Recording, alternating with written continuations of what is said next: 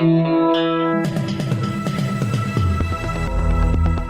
listening to Errol Parker and Clancy Overall, editors of the Batuta Advocate, on Desert Rock FM. Good afternoon, Batuta, and a special hello to those joining us via the internet podcast. Welcome to the Batuta Advocate's News Hour. My name is Clancy Overall, and sitting opposite me is Errol Parker. This week we have a very special guest. Yes, a very, very special guest indeed. He's a household name in this game. We speak to the unsinkable Hamish Blake on today's show. But first, Clancy, let's head to local news. And what's been happening out in the desert capital? Well, I think we should lead with that courthouse business happened on Wednesday. Yeah, sure. A man went mad at the local Batuta courthouse on Wednesday afternoon and the cops had to shoot him. Do we know any more? Yep. Local tennis coach Dennis Longhurst was facing a number of serious charges relating to firearms, drugs and driving. He tried to rip a service pistol out of a junior constable's holster just moments before he was due to appear before the magistrate. Yeah, it's not a smart thing to do when you're about to face charges for possessing an illegal firearm, is it? No, obviously not. So then what happened? Well, from all accounts, he managed to free the firearm from the policeman's holster and was momentarily in control of it before another on-duty police officer managed to shoot him in the elbow. Well, if you didn't already have a case of tennis elbow, Clancy, he certainly has one now. No, I don't think he'll be playing tennis in prison. So what's he up to now? He's currently under police guard in a hospital awaiting further charges, which will probably be heard in the Queensland Supreme Court, which means he might even have to go into Quilpie. Yeah, that does sound quite serious, doesn't it? Yes, not as serious as this next story, though. No, but shocking nonetheless. The owner of Batuta's only Aston Martin was carjacked earlier this morning. Look, I'm gonna go a bit off script here and say it couldn't have happened to a nicer bloke. Well, we all know that you and Greg Pearson have a bit of history, but you know. But what? Just let me continue. We can talk about it later. All right. All I'm saying is... Hold that thought. All right. Hold that thought. Pearson had just dropped his 12-year-old son off at the Hooton School in Batuta Grove when a matte black Toyota Hiace reportedly cut him off on the corner of Mulholland and Greenbow at the top of the hill there.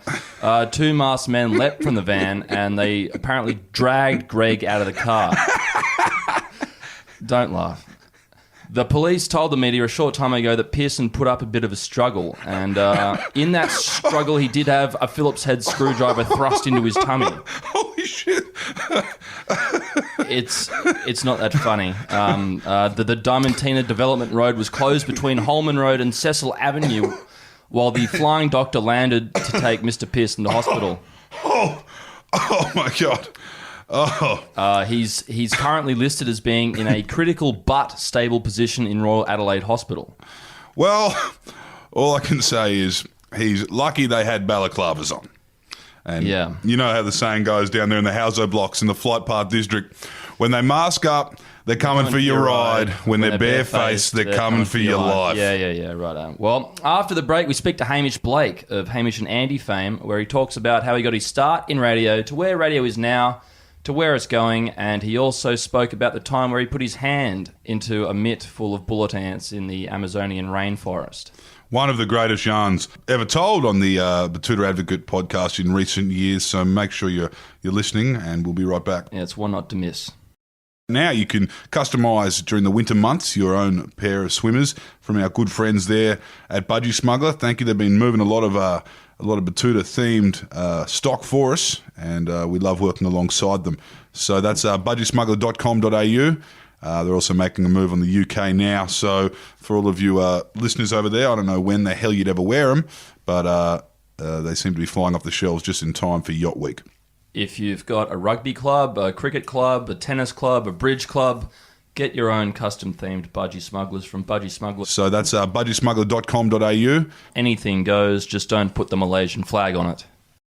Here we are with one of the stayers and giants, juggernauts of Australian media, particularly audio media, radio. Appreciate that, boys. As you said that, I knocked the microphone with my hand. So it's great. You've put a real pro on. Hamish Blake, thanks for joining us today. Guys, what an honour. An honour to be here. Is there a cash incentive for me to mention the brand of lightly sparkling water we have? No, there isn't. Is there a coincidence that that's just all the same company that's provided that? Yeah. We got cans and bottles, but they're not paying us shit, so don't say anything. I was going to say, look, I suppose it's the commercial radio in me going, hey, if I can help you out, if you need a plug, I'll happily weave in how refreshing your lightly sparkling water is. Yeah. But if not, it goes unmentioned. Okay. Yeah, like that's an interesting brand on the side of your coffee mug. We won't...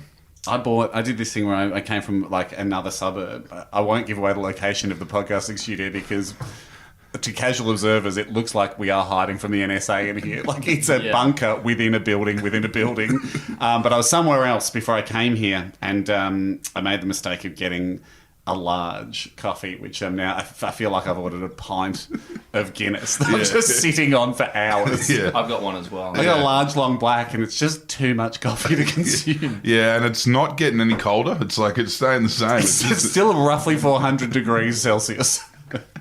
Now, just back to your ability to just look at brands and think that they might be paying someone. What kind of... Have you been driving cars that have been related to sponsors for like 20 years? I gave up that deal a long time ago. But I know, I mean, it's out there. It's out there if you're a commercial radio. It's out there. You've got the option to do it.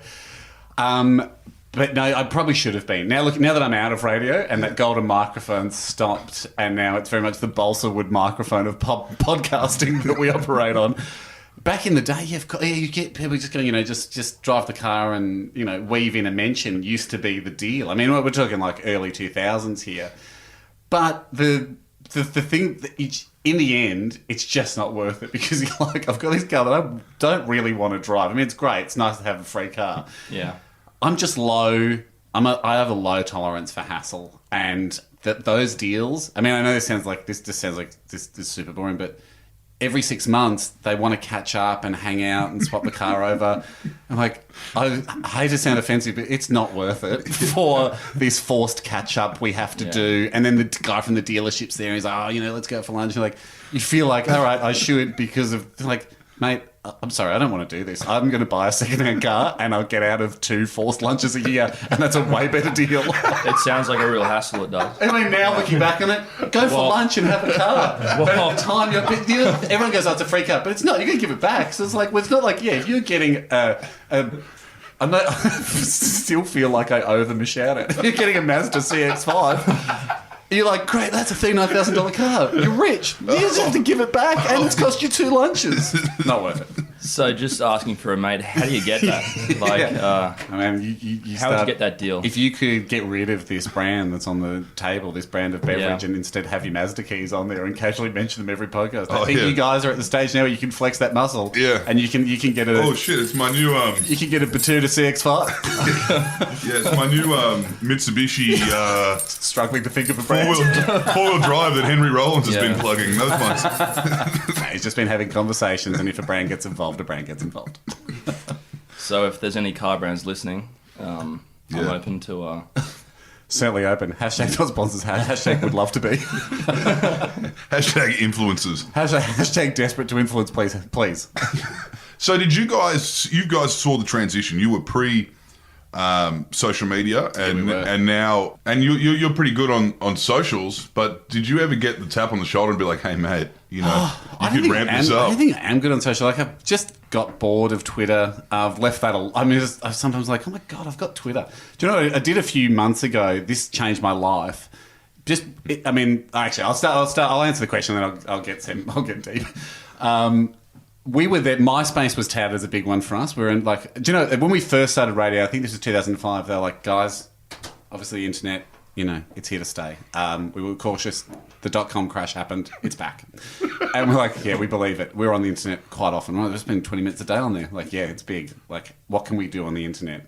We've got a web page for the radio show. We're like, good. And we really think people want to see... 99% of radio shows content is here's the guest that came in with us standing in front of the curtain that's got our brand name on it. That's just all radio shows put up. They really think people want to see you guys a couple of Australian Idol top 10s. Yeah, we agree. We'll put that up. What else can we do? And everyone's just scratching their heads going, well, video, you can't put video up. there's not enough data in the world to store digigital video. Like at this stage, we were still shooting like mini DVs and like it was expensive. Like that was out of the question. What can we put up? They're like, what about a blog? Would you guys be interested in doing a blog? Which is kind of like it's like a little fun thing you write. That's like a digital newsletter. So occasionally we'd say something on this lasted for like 2 months. The push to make our radio, like our Hamish and Errol page, a blog. We'd say something on radio, and then everyone would have a laugh, and there'd be fun. And the producer would come on the intercom and go, "Pretty good, guys. But do you reckon a blog in that? Can we take that and make a blog out of it?" I reckon we did too. Where it was basically just saying the same thing we'd said on radio with a bit of like, "What do you guys reckon?" And leaving a comment section that never got visited. And that was it. And then MySpace came along, and then they're like, "This is great. This is the thing." But you had to add everyone that requested. You had to manually go approve. Yeah, you couldn't just cop followers. You couldn't just be an open house. You couldn't have an open house party. You had to stand at the door and let everyone in. Yeah. And then, so that lasted for a bit, then that died. So realistically, we were pretty slow on the uptake. And I would say Instagram's the only thing I'm kind of like semi-active on. And even there, I've just gone, when the mood strikes, the mood strikes. But I spend weeks off. But, that's, I got to say, as a fan of what you guys do, you found your calling. You found your home on Instagram. It works well. But the one thing I did do was move, and I don't blame you guys for this, but you guys are good content. You're addictive content. But I was just doing that thing where you open up Instagram every day, or every time you look at your phone, you're like, I thought someone called me, and there's nothing there. You're like, well, Instagram, that's always got something for me. I was probably looking at Instagram like 100 times a day, and I moved it but not because I thought before my phone was out of my pocket, I must look at Instagram. But it's just brilliant. Like it's a pokey. Like it's so engineered to get your attention. I moved it from my home screen to the back page. Yeah, right. So I have to actively think now, I want to look at Instagram. Yeah. And that never happens. Like it happens like 5% as much as it did when I just looked at my screen and went, oh, there's Instagram. Yeah. So now as I'm scrolling across like 4 other pages, my brain goes, do you really feel like what? Why are you doing this? And in that scroll across, like it gives me time to go, I don't know. And I scroll back and now I'm probably on it. Like I'm probably down to like 10 minutes a day. I'm driving. I should. I must look at it now as I'm driving. So I'm probably on 10 minutes a day when I reckon I was probably on it like hours. Right. In the day. Well, our experience wasn't too dissimilar from that, where, we went from being a daily newspaper just in print out here in the desert to in 2014 we had an intern come up from the cosmopolitan southeast, and he said, "How come you guys aren't on the internet?" And we said, "Because it's just a fad. People are free to take a digital photo and scan it in, exactly, put it out there on the net." So he helped us initially there. He got you plugged in. He put us onto Facebook. He nearly got fired for speaking out of school. Yep. For a little while. I hope so. It's like Clancy ended up hitting him once. That was off the. I'm related to him, so it's all good. We'll even if it's a great idea, discipline must come first, and I back you guys. Well, yeah,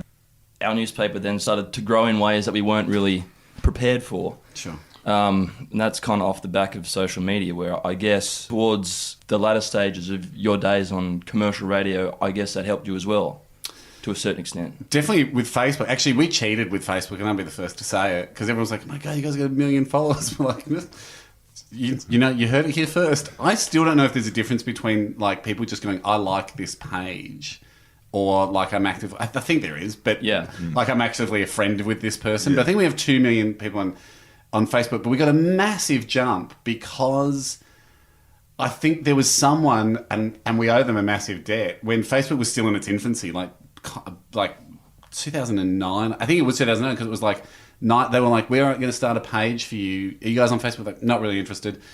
Thank you. Don't think it'll last. They're like, we're going to start a page which is 9,999 like fans or whatever by 9th of the 9th 09, right? And I think and we were like, yeah, go for it. Like, sure. And so they were like actively kind of like trying to build this thing, and I don't think we were even on Facebook. We still weren't on Facebook. And they got up to like 800,000 or something. They fell short. We're not angry at them, but they fell short. Then they were like, well, we didn't get there, but do you guys kind of want these? And you build it from there. So you actually cheated, like in the most cheaty way. Cheaty, very cheaty. Yeah. So they were like, have these. And we're like, okay. Sure. Like, I don't think we really want Facebook anyway. And Jez, who's our web guy, who is across this and have been saying for years, like, I really think we do want a Facebook page. Yeah. Discipline. So, like, we really got like the last 200,000 followers to get to 1 million. And then we were like, we did it! I still remember us taking like a photo at the 1 million mark of going, we did it! We were like, geez, that was quick. Yeah, It felt like a couple of months to get to 1 million. But we 100% got, like, we drove most of the marathon, then kind of got out, pinned the number on, and ran across the line at the end, but we made it. Yeah, you kind of had the ready-made so it was plan. a few months to get to 1 million, and then probably like another 7 years for that next million. Well, it was a lot easier back then to grow an audience. Where I think that our team in the social media department has done a great job to get us to 500,000 in just 4 short years. But a lot of bots. It's a lot of bots. A lot of bots. And yeah. you got to trick them too, because now they're ripping out bots out of the system. Yeah, a lot of Macedonians. Yeah. They've got to be very realistic bots. So do you think now, if you weren't on the Facebook and Instagram now as a podcaster, how do you reckon you'd fare now? Well, I just think so many people look at the weekly charts of the podcast and bother clicking through anyone outside the top 10 that it's just as powerful as social media. Yeah. I think Definitely. there's no one that's not waking up in the morning, I don't feel, and going to iTunes, podcast, charts, categories, comedy, see more than top 10, scroll, 45. Yeah, good. Yeah. So that's a great way to hit an audience. That's what we call discovery. And we've found that. And that's just an easy thing for people to do in the morning, and they're addicted to it. And so you still got saturation level there, which is great. You guys were in this game. Obviously, it was relayed shows you had, but people were listening. It was probably pioneering Australian audiences. You guys were pioneering in the podcast. Podcasting. Yeah. That's the weird thing about this year, because now Ando and I, we just do one podcast a week, and we're only doing 40 a year. We were like, all right, that seems about right, and then we'll do 40 next year, and that's kind of like the right time commitment. But the funny thing was, we've been doing a podcast for years. We've done thousands of podcasts because it was just the radio show then sent out again. Yeah. So this year everyone's like, and now you guys are podcasting. That's terrific. Because I think we did an interview or someone wrote an article. But it feels weird to be doing publicity for 40 podcasts when, like, last year we did 150 without a peep.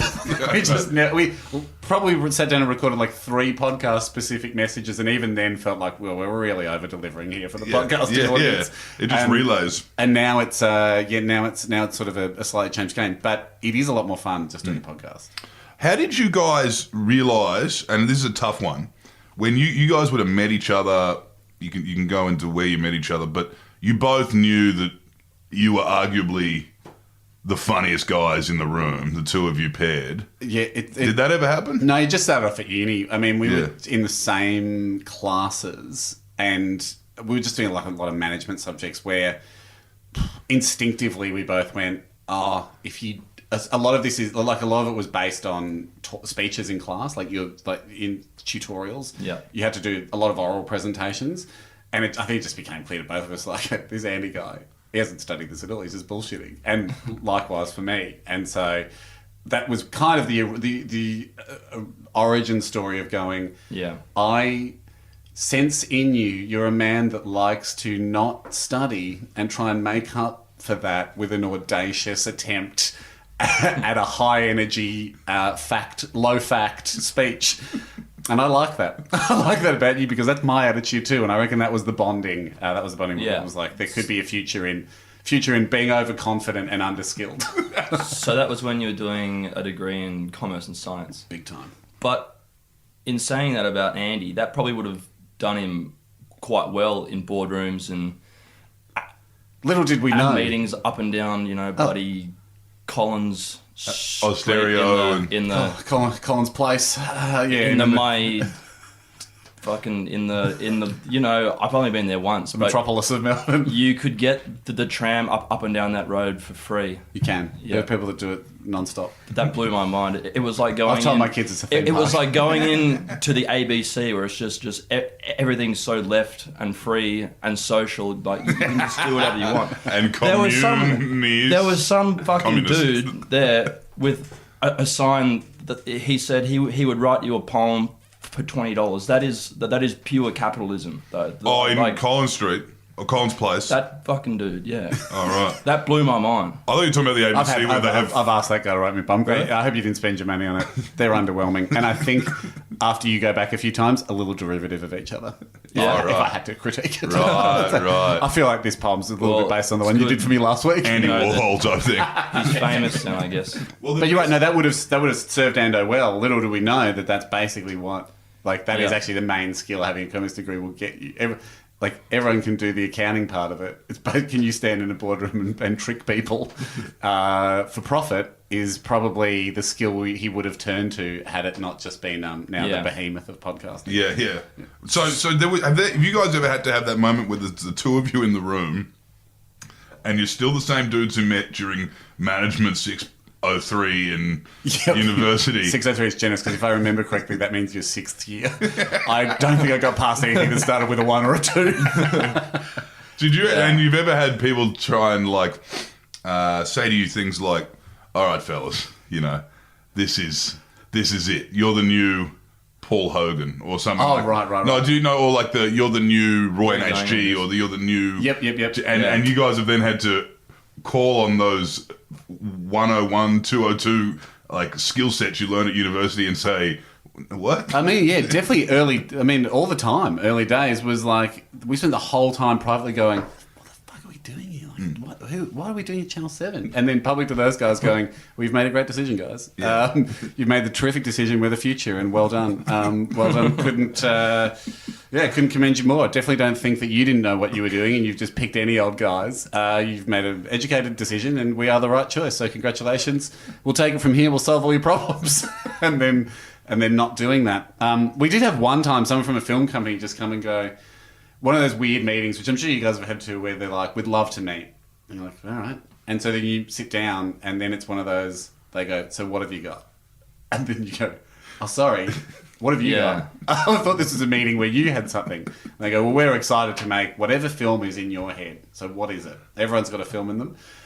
I'm like, yep, yeah, no, absolutely. Could have used about 2 days heads up. Would have loved it. Even a 15-minute heads up would have been great. It's like Ocean's 11, but with children. We're stealing the daycare's petty cash flow. Oh, yeah. So, not a bad film, actually. Write that down.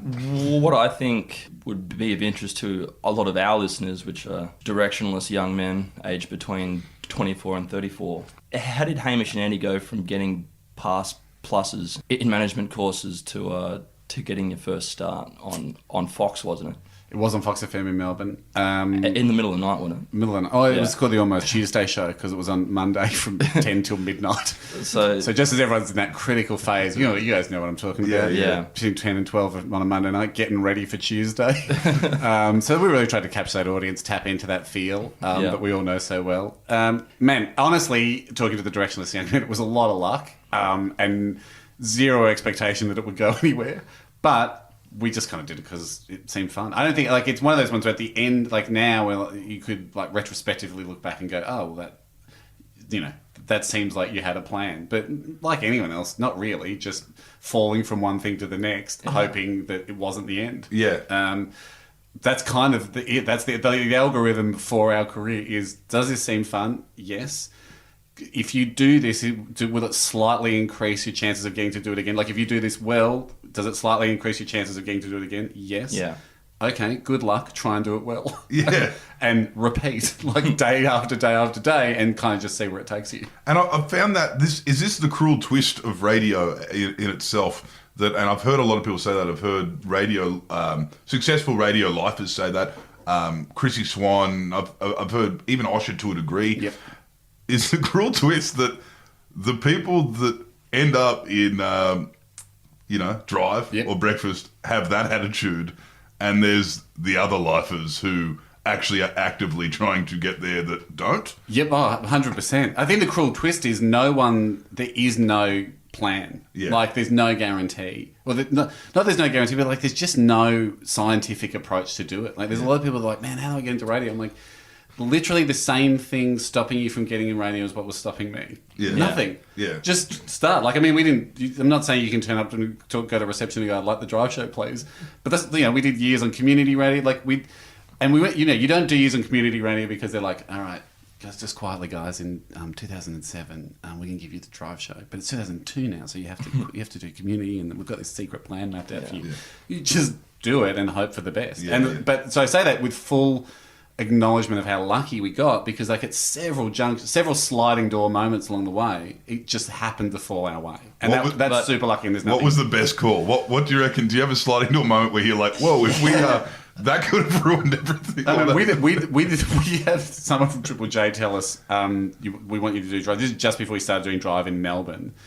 And we're like, I was signed with commercial radio, and they're like, cancel your contract. If you go commercial, you'll never get to work at Triple J. We went, okay. But we've signed with them. I'm so sorry, but we've signed. They were like, this is the moment. Like, they did the hard stuff going, this is the moment where you define, your legacy. You shred that contract and you come to Triple J. Or is it the moment where we look back when we're driving those complimentary CX-5s? So there was a bit of that. There was a bit of like, we definitely were not, like we had one or two champions within Fox FM early days when we started drive. So we were just Melbourne only, and we were Monday to Thursday. So we would that was our first year of drive radio, our first 6 months. And they're like, well, a massive hedge from the network. Like they're like, we have no reason to believe you guys will be good. And listen, I agree with them. Like, listen, you hadn't played professional sport and you hadn't been on Big Brother. You have never been in the popularity voted thing. Claire Bachelor's 2 years away for you, Andy. So we haven't seen you in the popularity contest yet. I think there's one thing, Hamish, that we need to touch on is there is a new way to get onto commercial radio, and that is to appear on a popular reality television program. It's always been the way, though. Yeah. I mean, why? I mean, you look at people like Fitzy and like Chrissy Swan, who I'd rank amongst some of Australia's best broadcasters. They're awesome. They're great. Yeah.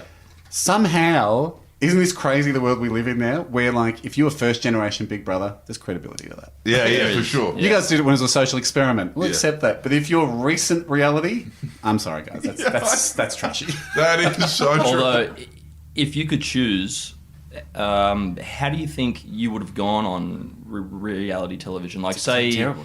If you were on Big Brother, like as a burnt out stockbroker, and then you were just like, "Fuck it, I'm gonna go into the Big Brother house," and then if I was a burnt out stockbroker, I'd give myself a better chance, because there would be like a rawness and maybe a beauty to the honesty, Maybe a bit like Ricky Gervais and Extras. Like, you're talking to a man that's at rock bottom and exposed. And you've been manipulating. It doesn't care if he just fucking burns the house down. You'd be one of those guys hiding toothbrushes and being a monster. Making shanks. It's like, I came into the Big Brother house to get clean. I just had to fucking get the fuck out of Collins Street. And now I'm brewing like jail alcohol in the toilet, like in the cistern. In the diary room. Yeah. Shut up, Big Brother, don't tell anyone. This is the last time I fall asleep on the tram and wake up at Luna Park. And the guy's like, get off. It's like, where are you? It's like... That would have... So maybe that version of me, that's good TV. Yeah. But...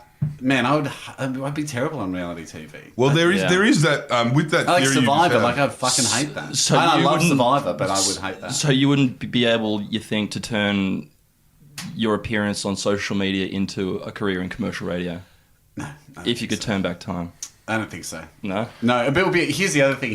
This would call me crazy, and I mean, if anyone in charge of a radio station's listening. I mean, this is not a secret. I've had this conversation like many times with people in radio. I think, and this is weird. I'm an outlier here. I think you should put people on radio that are good at radio and enjoy doing radio and that might even be the key word, want to do a radio show. They're a lot rarer than you think. Yeah.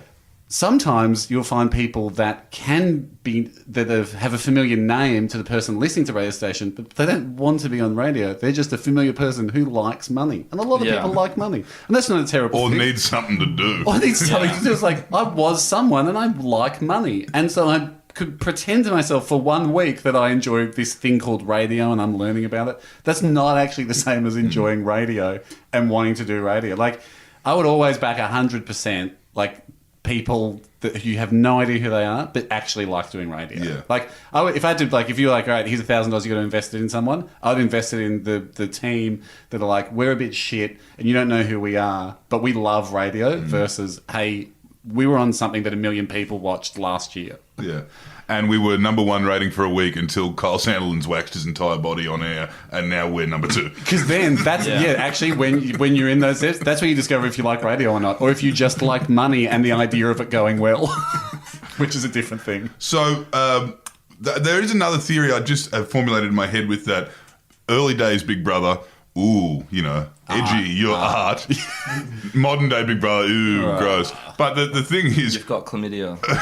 Early days Big Brother Not restrictive to modern day. Not exclusive to modern day. I'm sure a lot of early day chlamydia happened. Early day Big Brother, though, was... All those early days reality shows were so loose. They were not managed well. They had people that were every walk of life. They had like white dread brickies and they had all these ferals in there going at it. They had the coked up millionaire's son and they had all these hot chicks and everyone was making out and drunk. And that was why everyone loved it. And then it was awesome because no one had watched... That first few years of reality TV was amazing because no one had watched reality TV yet. So there's no... We were like in the first raw bit of data before it starts like recursively learning of itself. Yeah. So, like, first season of Survivor, the American Survivor, like, I'm a big fan of American Survivor. Rudy.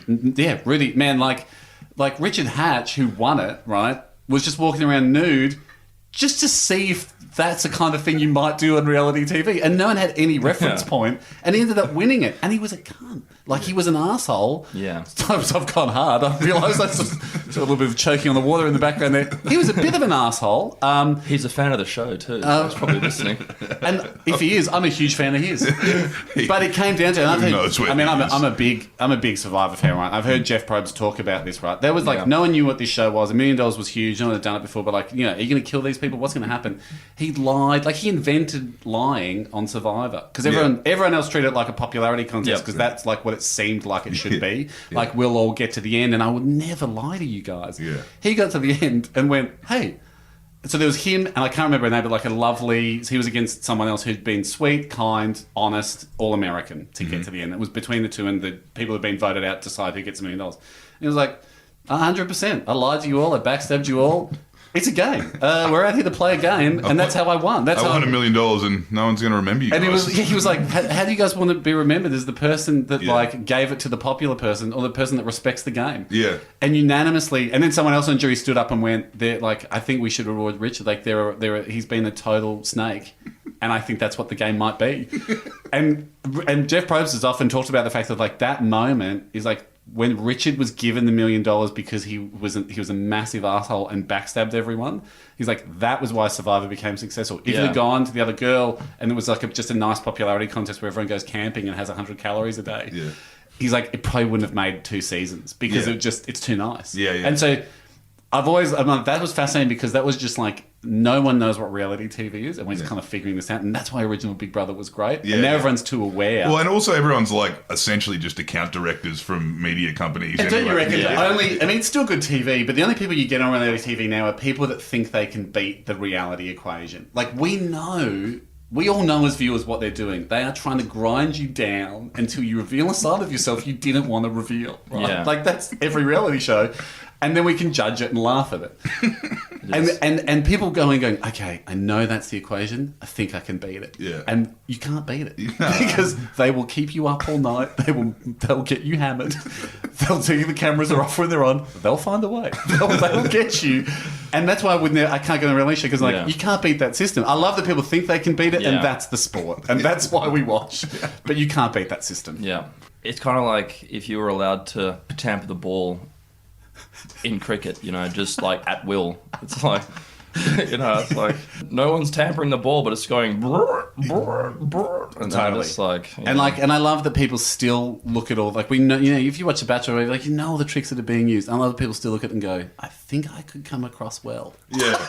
We asked Osher last week. We asked him if he actually gets emotional in the Rose thing, like in the Rose handouts. And he was like, yeah, this is like, it's real. Yeah. And I was just waiting. It sounded like there was a lot more pity in him, though, than yeah. I don't doubt that it's real, too, because for them it is. Like, that's the other weird thing about reality. Like, it is real. For them it's real. And so you can't question their reality. Like, For those people like it, I don't think they're all like after the roast ceremony going like, oh fuck, this is so funny. Like who cares? I don't give a shit about this guy. Or maybe they are, but there are some people who are like, those are real tears and there are real people. This was my chance. But for me, it's that thing about like if you're worried about how you're going to be perceived, if you think that if you think you're in control of how you're going to come across. Yeah, I wish you the best. That is it's a funny thing with you guys. You've always had talking about being ground down to the point where you wouldn't want to show that side to you, and that's why you avoid those scenarios. Like you were never on Celebrity Big Brother, but Mundane was. That was a really interesting exercise. Celebrity Big Brother. You did have that thing with the fucking ants on your hands, though. That was pretty raw. I was kind of faking that. Fuck off. Of course not, man. That was the worst thing I've ever been through. Oh, right. What happened? I missed this. Oh, right. Well, we did this thing on Gap Year. So, on Gap Year, that's a different... I suppose, we do... But that's just, that's not the same. It's not quite the same because ultimately we still do. It's still our show. So we're even though I'm deliberately pushing Andy into a situation where I know he'll hate it, and he's deliberately pushing me into a situation where he knows I'll hate it. I don't know. Because we've got the same sense of humor, like we still do see the funny side of that, and it's you got director's cut, and we're also making the show. But it's like, we're not too precious about how we come across that. Otherwise, it would have cut a lot of me just screaming and crying. So you touched an ant nest. So we would travel around, and the way we'd shoot Gap Year was different than the way they aired. Like every week, we'd be like, this is our adventures from this week, sort of thing. But to actually film it, a lot of the time we would like condense it into like a 6-week trip. We were shooting stuff every day, and this thing happened to be on the very last day of filming. Because we were like, well, it's a little bit of an unknown situation. There's this tribe that has an initiation ritual that they do to their warriors when they turn 18, where there's an ant, like an ant that's got this sting in the forest or in the Amazon that produces the worst pain known to man. And what it does is it's got a toxin, a neurotoxin that shreds the ends of nerve cells. So it just sends 100% pure pain signal to the brain. And I'm like, all right. And they call them bullet ants because it's like being shot. Like it's the equivalent of being shot. So like, oh shit! All right, well, one of us is good. Yeah, we should definitely make one of us do that. That would be funny. G'day, it's Tom and Eddie from the Hello Sport podcast here. Now, if you're a fan of sport and also enjoy talking shit, then this is most certainly the podcast for you. With unqualified opinion and unwavering bias, the Hello Sport podcast covers off on the most unnecessary stories from the sporting week, as well as the odd interview with global sporting stars. Well, probably more likely a national star, Eddie, I'd say, even regional if we're being honest. Yeah, but you'll know him. Anyway, subscribe to the Hello Sport podcast to make sure you don't miss out. And also, go to Hello Sport Podcast on Instagram because, quite frankly, we need the followers. And so, but like, no one had any... Looking back on it, just like a ferocious low level of care or due diligence on this. Like, we looked up, we were like, I wonder if anyone else has done this. And we found a guy called the Venom Hunter, who's like an ex-Special Forces guy that goes around the world and like gets bitten by shit and like tests it out and kind of like grits through it and goes, I can feel the poison going up my arm now. This is just like getting shot. I've got 6 hours to get to hospital. It's a pretty blinding, intense kind of pain. Yeah. And so that's with like snakes and stuff. He does that. We watched his bullet ant episode. What they do is they weave the ants, like hundreds of the ants, ass backwards into gloves, into these mittens they make from like woven palm fronds. Or like woven tree fronds. So that's an initiation type. It's to basically go to the tribe. I can handle this insane level of pain. Trust me, as a warrior. So they knock him out of a tree with a stick, put him in a bucket like it's got another plant in it that kind of like puts the ants to sleep. While they're asleep, they weave them in. The ants wake up and they've got around their waist, they're trapped in the gloves. They get pretty shitty. And so there's 2 of these gloves that you pop on and you're meant to dance with the rest of the tribe. We've got the gloves on, everyone's kind of like chanting and dancing. And so we're like, all right, that's what we knew happened. We watched the Venom Hunter do his bit and we're like, that's bad production value. What a weird edit. Because it cuts through him going like, I'm going to do this, guys. I'm about to do this. Like, all right, it's on. And he's like, don't take him off. And then like what seems like 2 hours later, he's hysterically crying, like bawling, like he can't stop crying. And he's like, these pain whistles are just making me cry. And we're like, what a weirdo. And then just went on with our lives. So like never registered that like maybe we should look into this ant thing because this guy whose job it is to like withstand this, he went to war. That what a weird, and like to the point where we know from a TV perspective they had no other footage to use but him just bawling, and that was kind of the end of the episode. So we're like, oh well, go off to the jungle, meet the chief, have a bit of a laugh with the chief, and like, look, you've got to pick who amongst us do you think needs to become a man more? And we get a minute to plead our case, like, hey chief, I'm more of a man than Andy, you should go for him. Andy's like, Hamish, he's very gentle. And I'm like, man, chief, I've made a child. Like, do we even know Andy's fertile? Like, what? It got like personal and desperate. Unfortunately, the chief picks me. So I'm like, great. Then we've got this bit of footage. Like, we found it afterwards in the edit, like a few weeks later. Because, like I said, it was our last day of filming. We're knackered. We've been on the road for 6 weeks. So, like, we have a really small crew. We're all best buddies, and we had the most fun shooting. So we're so excited because we're like, someone's just filming something.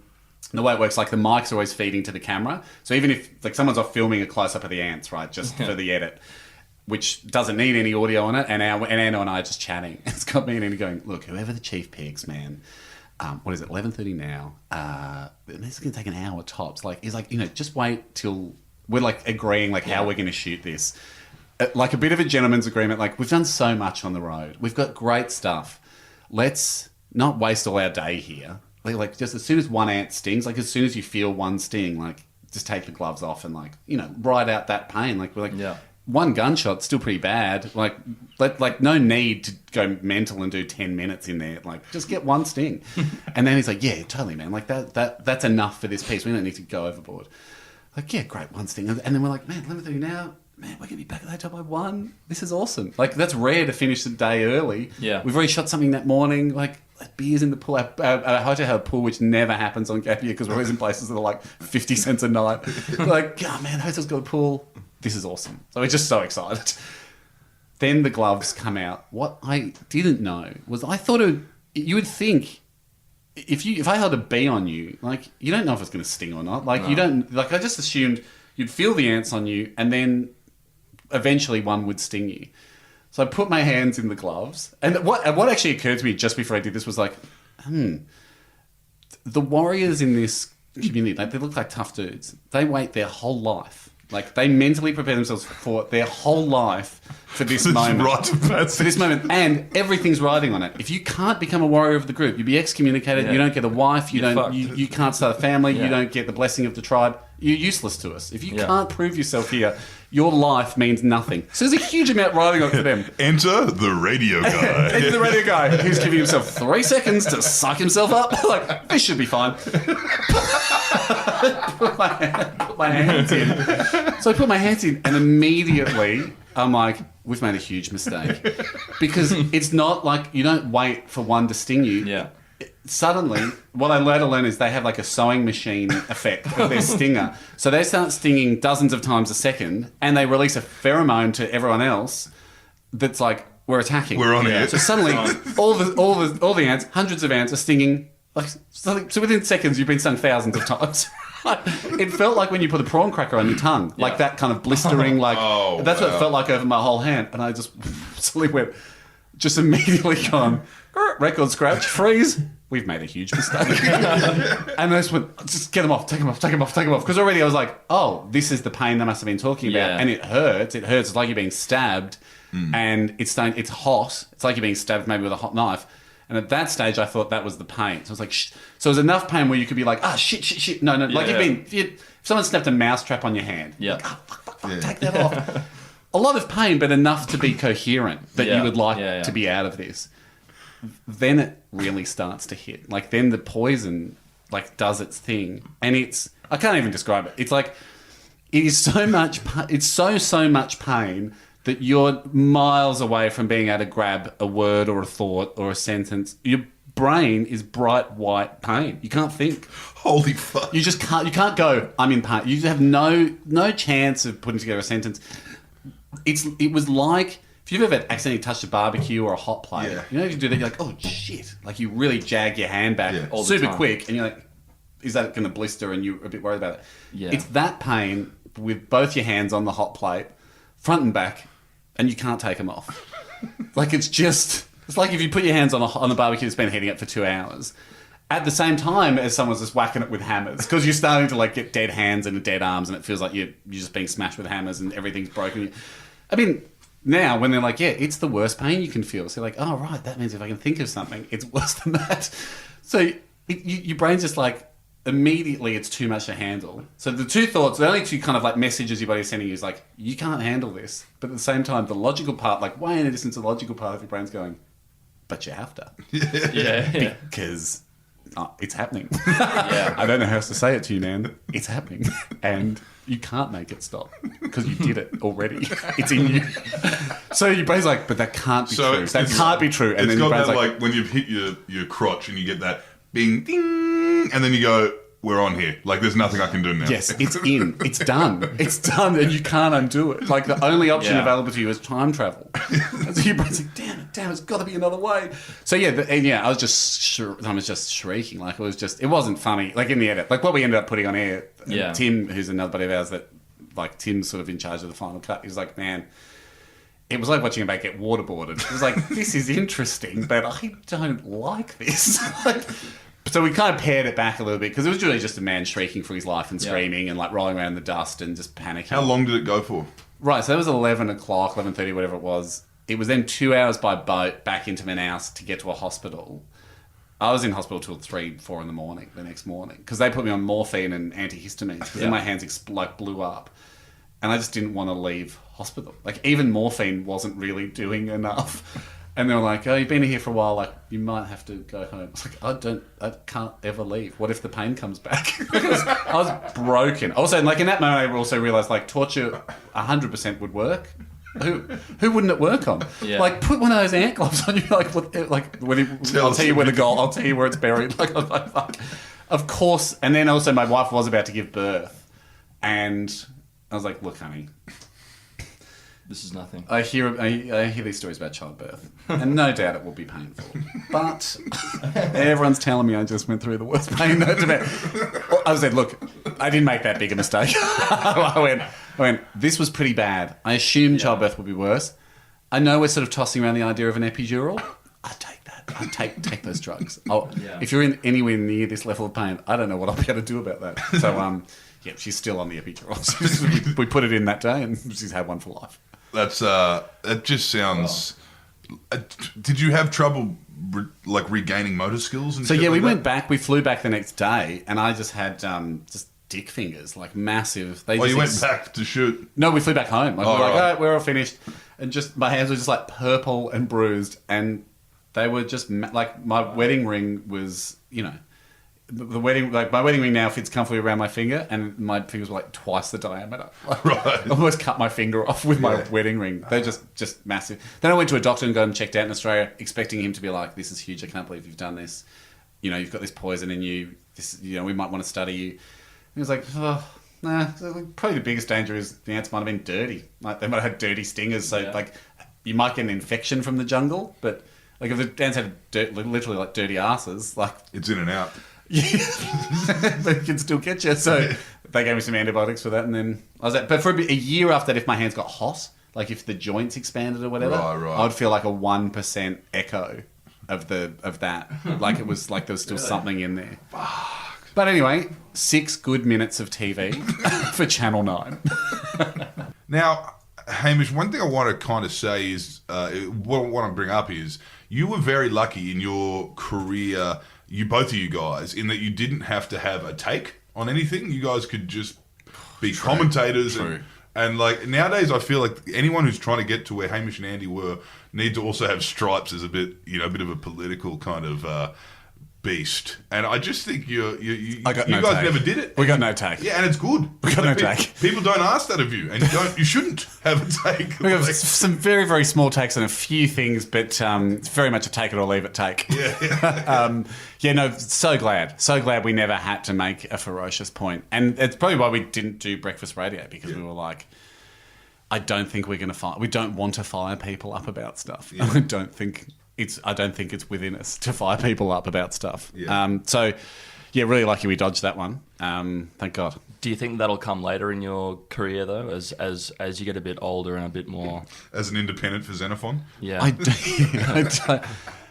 I just think generally it's me and Andy's. I mean, maybe it's because it's just like, well, we're just trying. We were mostly just doing stupid stuff, so we're not really making a giant point with anything we're doing apart from sometimes it's fun to have fun. Yeah, it's basically the headline of what we've always done. And I just think, like, generally between Ando and I, like, a lot of the time for stuff people are getting fired up about, unfortunately for us, if we were ever in the business of being, like, you know, shock jocks or political commentators, most of the time, unless there's, like, a glaring inequality of human rights or a gross violation, I think most of the time with a lot of the stuff that people try and get fired up about, you know, like if it's like, well, cyclists should get registration or whatever, I think most of the time for stuff like that, Andy and I look at it and go, yeah, I could see both sides. And that's just not very exciting for radio. And also, we're probably not authorities. Yeah, I don't know. Talk to the experts. Yeah. You know, it's one thing you do see now with people who are in that space, who once upon a time they could have just been the funniest guys on radio. And nowadays they've got to be like, Trump, what's he doing now? And it's like, mate, we don't come to you for that. Totally yeah, agree. You know, I was kind of waiting for you and Andy to do a take on the Donald Trump election, like the whoop whoop and the fizzer. Yeah, those guys. They get how they did that that uptake of that Donald Trump. You have to go. He obviously didn't hear that because he would have left. Yeah. Well, I mean, actually, we were on air the day Trump was elected. It was just a real weird one. It was just, I mean, everyone just felt super weird about it. And that's probably I guess that would be our version of doing something political. Well, I think we basically show. It would have been coming through at that point. It was just like, hey, you know how Hillary was definitely going to win?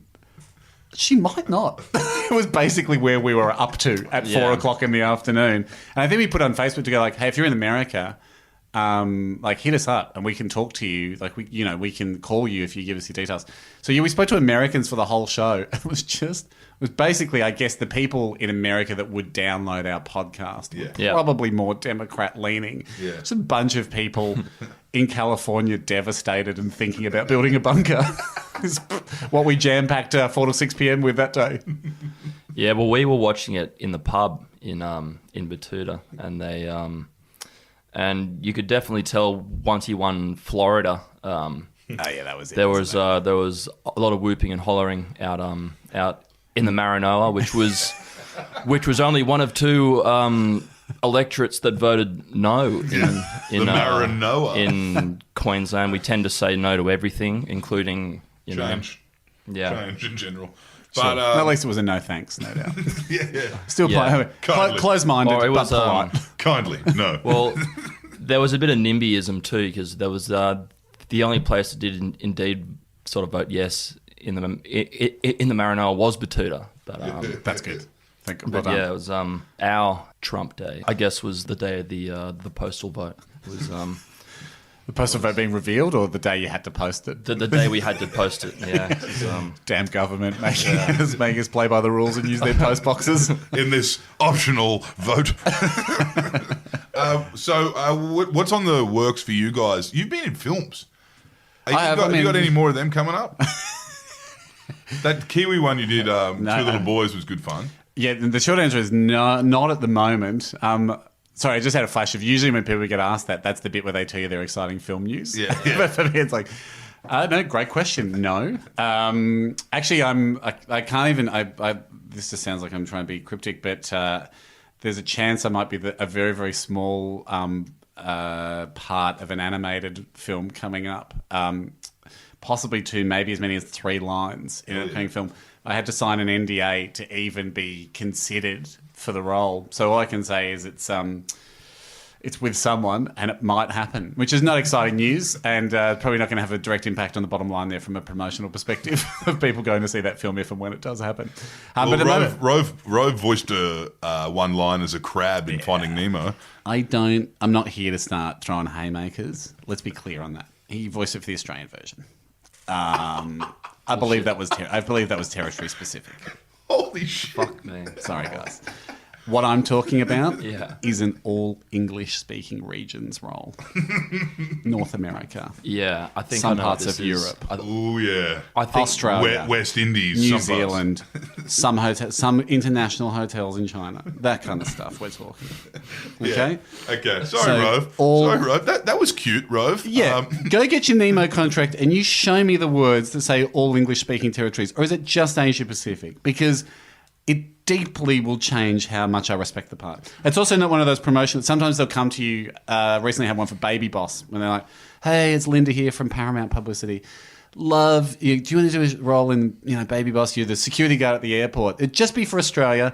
All we need is 150 social media posts of you getting the news."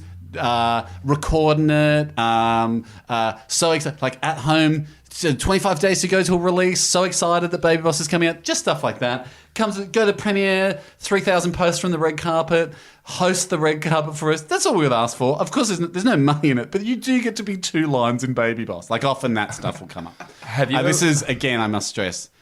This is a paid role that we're talking about that I may or may not get to do. And it's not just Ozpack, okay? And it's all English-speaking territories. And there is a real $sign amount. There's not many numbers after the $sign, but it is a real $sign amount. Have you ever walked? It's a basic day rate, I think. It's a basic day rate, but I might only take 1 hour, but I will get paid for the full day. Have you ever walked into a meeting where a person said, "Look, I don't understand what you do. I don't think it's funny, but I'm a numbers man, and I can put 2 and 2 together." It's happened to us. Yeah, you've got the audience. I've got the God money. knows how you got them, but I want to sell to them. Yeah. I haven't, but I look forward to the day. Yeah. Well, we've had a couple. Our latest one was. Where are we at with monetizing Batuta? I mean, Well, the podcast helps. Heavily but we've also monetised. had the print circulation of the newspaper in the Greater Channel Country, as well as the beer and the merchandise. I mean, can I buy here today in Batuta? I mean, can I exit through the gift store? Can I get a T-shirt? Can I buy a T-shirt? We can send you with some beer. I would love that. Yeah. Yep. We've got a box of them. If you'd like to walk through Batuta with a carton of Batuta bitter all day, that's Yeah, I'm going to get mugs, but that's something we can. Oh, it's not that bad around here. But like, Not in the old district. no, I reckon Nothing would make me happier. Just, we've got one for you. I just wouldn't hop on the bus on the D8 that goes from out the front there down to Batuta Ponds because you'd. That's a classic honey trap. That's a where trap bus. all the tourists get their belongings taken away by force. Mugging, yes, that's what we're talking about. Yeah. No transaction. No, just.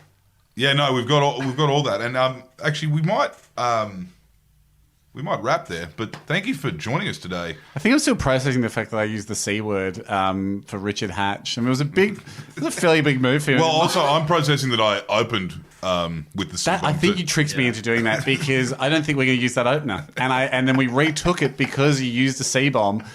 And I guess you mind freaked me. You Chris Angel mind freaked me, and you put the C bomb in my head, and then it just popped on out, and it could be the only one on record. Yeah, no, well, we can switch that up. Well, I guess if people get to this at the end and they're like, "Oh, We are definitely not doing this. We can say that we'll do it. I'm sorry, Hamish, but that's yeah, you that's did what it we're into a gonna hot say. mic, boy. What'd you think this Bit of was? locker room talk. Bit of locker room. Yeah.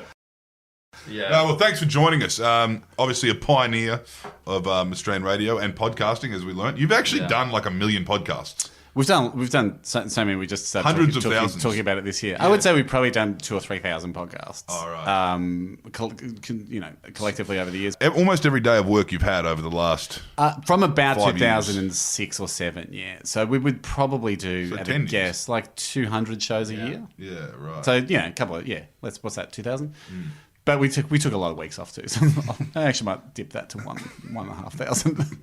But Well, good fun. That makes one more today. Thank you for joining us. I love it, boys. It's been great. Big fan. Yeah. You know we said that at the start. Sorry. Thanks for having me. And that was Hamish Blake, ladies and gentlemen. He's going home with a carton of Batuta Bitter, Western Queensland's finest beer.